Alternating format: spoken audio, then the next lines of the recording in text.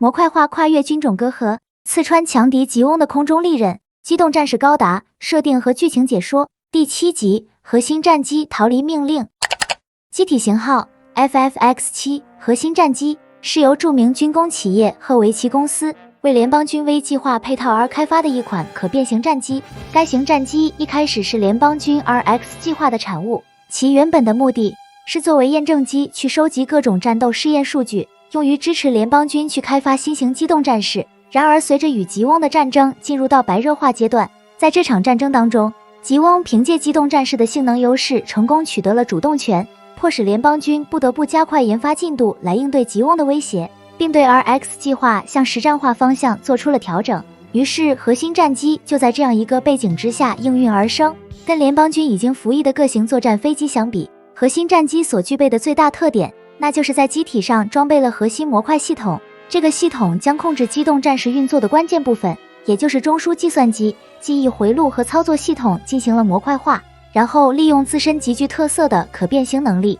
去跟另外的模块组合成一个完整的机动战士，以此组合出多种类型的机动战士进行作战，这样就能有利于驾驶员在一个操作体系之下，驾驶不同类型的机动战士去执行各种作战任务。这也就意味着以核心战机为基础建立起来的装备体系，能够实现跨越不同作战环境所带来的制约，从而具备海陆空天4大军种的作战能力。而核心战机内部所使用的 NC3 型核聚变发电机，在确保变形功能长时间稳定运作的同时，还给在机头和驾驶舱内的电子设备提供了稳定的电量供应。另一方面，核心战机自己本身也具有独立的作战能力。首先是在武器装备方面，核心战机的机头位置装备有4管25毫米口径机炮，其主要作用是在近距离的范围内对敌进行火力打击，在掩护己方单位方面具有重要作用，同时也是在与敌方空中单位进行狗斗时的重要手段。由于所输出的威力比较有限，所以在对吉翁的机动战士进行打击时会威胁不足。而除了机头的机炮之外，核心战机在这个位置还内置有导弹发射装置，备弹量一共有8发，所配备的导弹则为 AM77空导弹。这个导弹除了用于空战之外，也可用于打击机炮无法击穿的重装甲目标。如果需要进一步增强打击能力，核心战机的机翼还是有外挂点，可各增加1枚 AM77D 型空导弹，但这样会阻碍核心战机变形，从而影响组合成机动战士。所以在多数情况下，机翼外挂很少携带导弹出击战斗。不过总的来说，核心战机凭借机炮和导弹的组合使用，就能具备跟联邦军现役战机一样的战斗力，足够在大气层内与吉翁的主力战机争夺制空权。而且核心战机使用了跟高达一样的月神钛合金装甲，其防护水平要远超于常规战机使用的蒙皮结构，甚至在机动性能方面还有所超出。这得益于安装在核心战机后部的6组推进器，不但给予了核心战机强劲动力，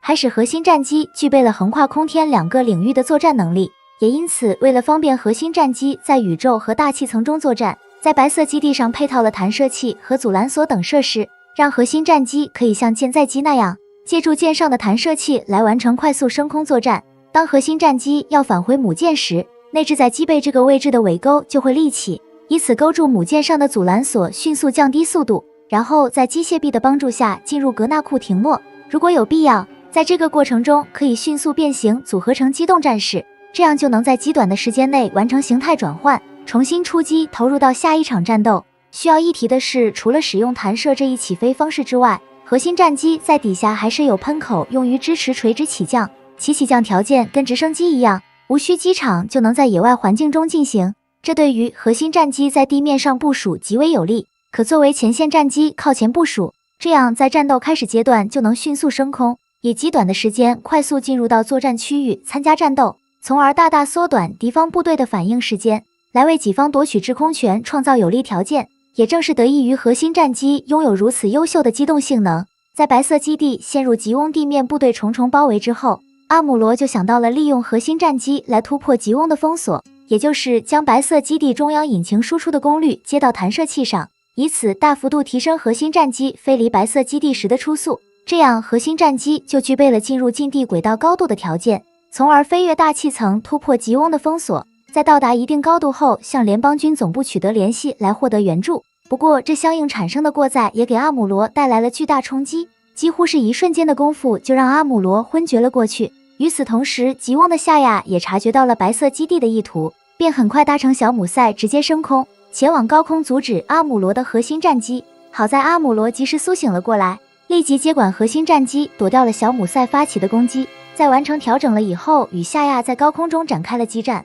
很快，阿姆罗抓住了机会进行反击，于是，在火控系统完成锁定的那一瞬间，核心战机的机炮一开火就命中了小姆塞，成功击伤小姆塞，迫使其主动脱离了战斗。然而这个时候，吉翁的空母也赶到了战斗区域，紧接着就放飞多架多普去围歼阿姆罗驾驶的核心战机，使得阿姆罗寡不敌众，不得不返回到了白色基地上。而他此次担负突破吉翁封锁的任务也就此宣告失败。不过这场战斗并没有就此结束，吉翁的多普机队顺势向白色基地发起了进攻，这让阿姆罗在返回白色基地后便立即驾驶高达出击迎战。然后阿姆罗凭借高达的超强战力，连续击破多架多普，扭转了局面。而就在白色基地即将锁定胜局的时候，夏亚驾驶扎古从小姆塞上出击，加入到了战斗。就这样，与阿姆罗驾驶的高达从高空往下落的过程中展开了较量。这次夏亚一上来就给予了阿姆罗巨大压力，很快在连续交手多个回合并对高达进行打击之后，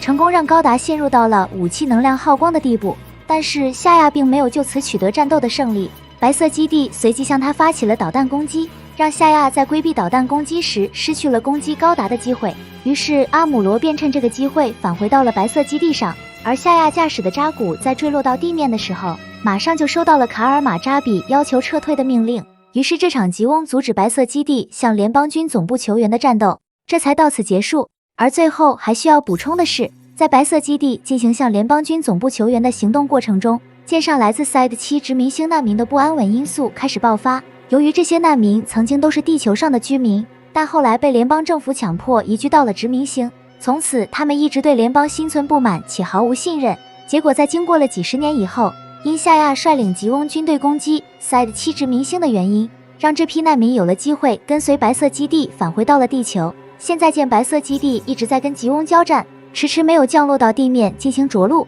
于是便失去了耐心，就向白色基地发难，甚至做出了使用胁迫这一极端方式。但好在代理舰长布莱杜诺亚选择了对话进行解决，避免了采取武力镇压，将事态上升至不可收拾的情况，使得这场风波在战斗结束后得以平息了下去。然而白色基地的危机并没有就此解除，如果不及时处理难民问题的话，舰上数量众多的非作战人员将会对白色基地的补给带来巨大压力，光是食物短缺就已经到了即将要发生的程度。由此可以预见，未来还有许多未知的困难等待着白色基地去面对并完成克服。